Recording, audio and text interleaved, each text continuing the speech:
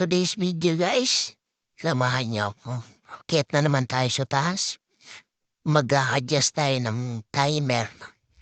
Kasi pag Ramadan na, nagbabago na yung oras ng pagbukas ng store.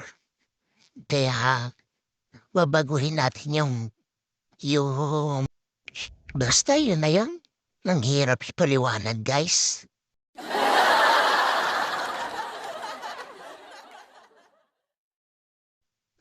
Kung napapansin niyo guys, ang taas niyan. Kaya, kunyari hindi ako nahihinihingal. Pero hingal na.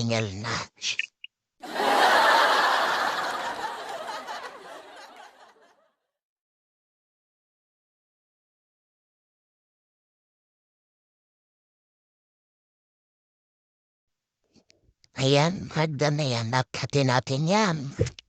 Tapos magtutulay tayo dyan. Yan.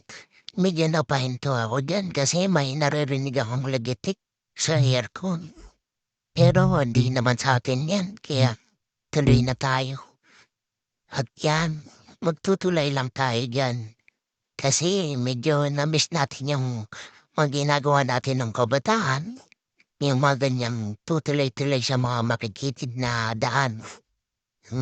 Sarap lang balikan guys. Kaya dito na ako dumaan. Hindi na sa baba. Ingat-ingat na lang. Kahit nagbibideo, napopokus naman tayo sa daan. Kaya ayun, ganyan lang naman yan. Bikesing lang. At pupunta na tayo sa timer. I-adjust natin yung timer na yan. 3:00 ang patay ng ilaw kasi pag Ramadan, gabi sila gising. Ang store hanggang 3:00 ng madaling araw bukas. Kaya minabago yung oras ng ilaw.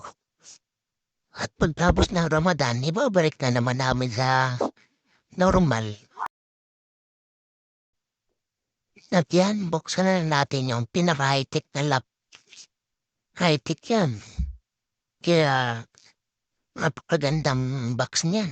Hindi niya makikita sa iba yan. Diba?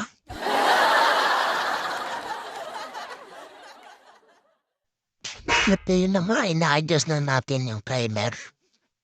Ayan. Mayroong pin yan, 2. Isang red, isang puti.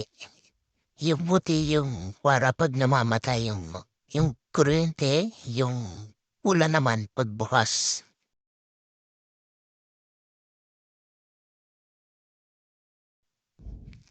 Double check muna. Baka mali. At isasara na natin. Yan. Yung pinakamagandang pinto ng safety box. At yung pinakamagandang lock, pinaka-high-tech sa buong Saudi Arabia. At ayun, nagdadalgal pa ang Kuya RJ niya. Magbigay niya na. Minsan lang magpapakita sa video yan, kaya pagtyaga niya na.